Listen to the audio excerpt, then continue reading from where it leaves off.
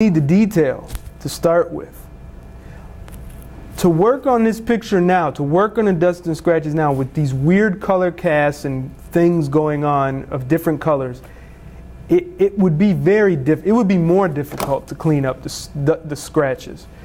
So now is when I would go ahead and get rid of the color. There's two ways to do it. You can do what's called the image adjustment hue and saturation. It's not letting me do it, but I'll do it this way through here. And that will allow us to desaturate. Let's see if I can dock this in here. Okay. I do not do my work on this computer, so if you're saying, gee, it doesn't look like you know what you're doing, it's because the settings are a little different than the main one, where I have two big screens and everything. And all you do is grab this slider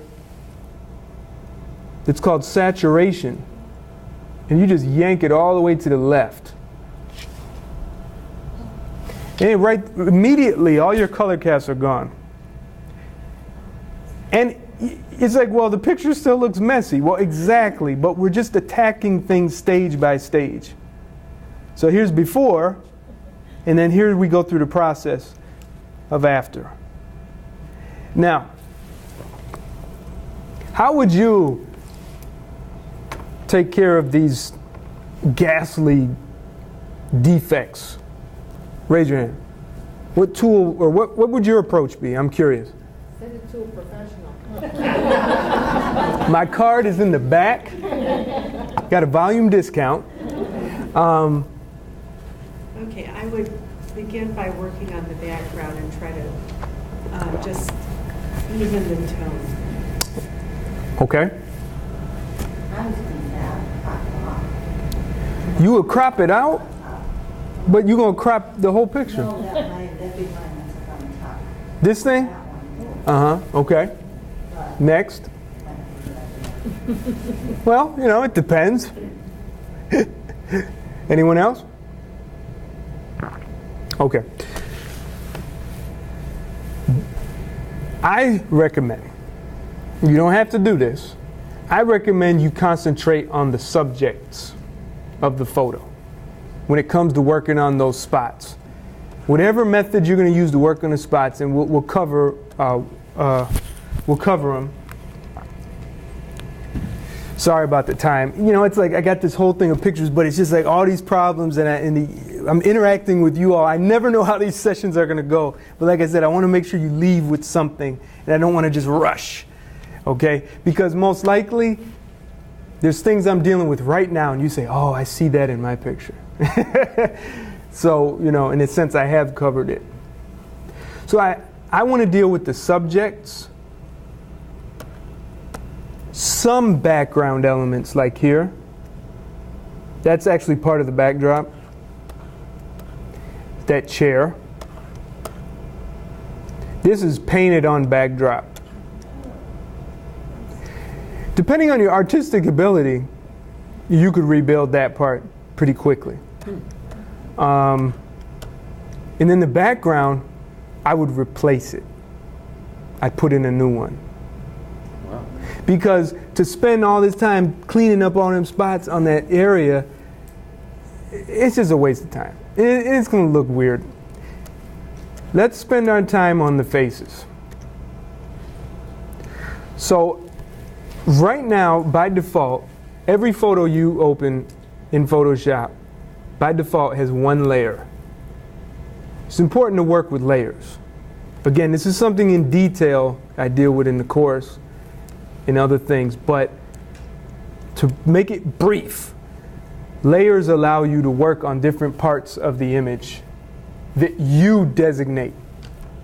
In this case, I'm going to duplicate the whole background layer one time and just work on that duplicate layer. And I'll show you why. Let's start up here.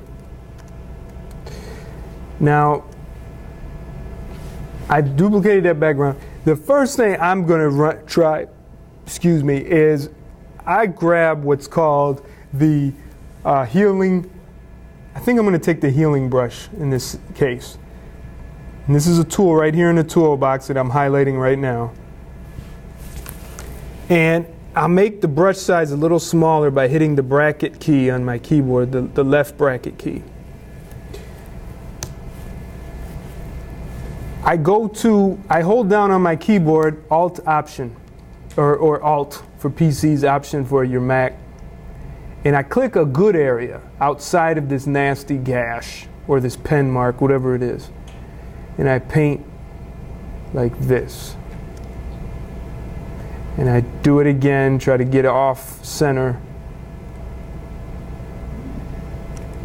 Now, I turn off the background copy layer to see before, and I turn it on to see after.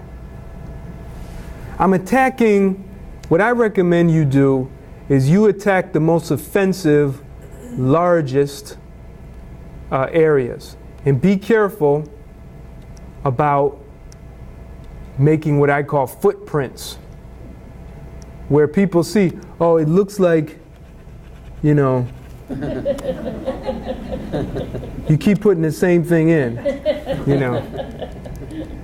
Right? We don't want to do that. Yes, I see. What were the keystrokes to change the brush? Okay, so to change the brush size, as you see me doing here, it goes big and small. That's the bracket keys on your keyboard. You could also do the greater than, less than, depending on what kind of brushes you have set. But I just deal with the brackets. You go ahead and you take good thing. You said you hold on Yeah. to what, the shift key, and then you. Yeah, the Alt Option is basically tell it this is my target, this is the area I like, and now I click and it says, okay, I'll remember that. And then I paint in. And you just keep on holding down the. Yeah. Now this will not work for everything now, especially when you go to a hard edge, like here. Watch this.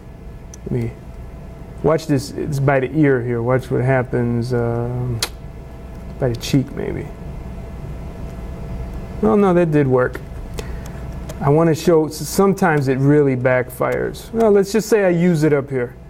I think it'll backfire here. No, it didn't.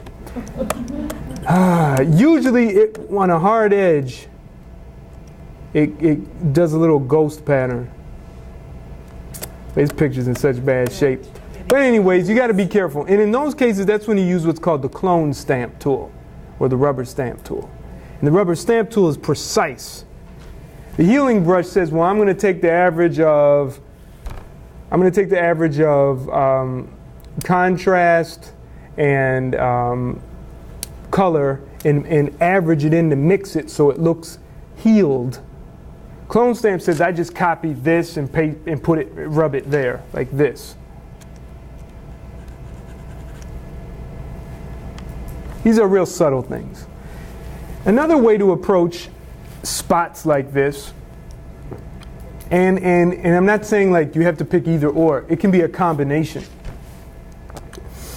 is what's called dust and scratches. Now, this one technique I'm going to show, because the time is exclusive to Photoshop. I'm sorry, not add noise. Noise, dust and scratches. But the dust and scratches filter is available. It's just how I'm going to use it that's different. What I do is I try to set a radius, a good radius of what I think will eliminate some of the spots. But then I also have to mind what's called threshold. And that tells me, well, how far do you want it to go? What's the range of gray and tones that you want it to affect? The threshold gives me that fine-tune control. This gets rid of the spots. Let's look at his cheek, right? We see these black spots. Basically what I want to do, I want to zap all them spots quick. Really? One shot? But I don't want to mess something else up. So that's where I work with these two settings to get what I want. So preview, I mean, this is the extreme.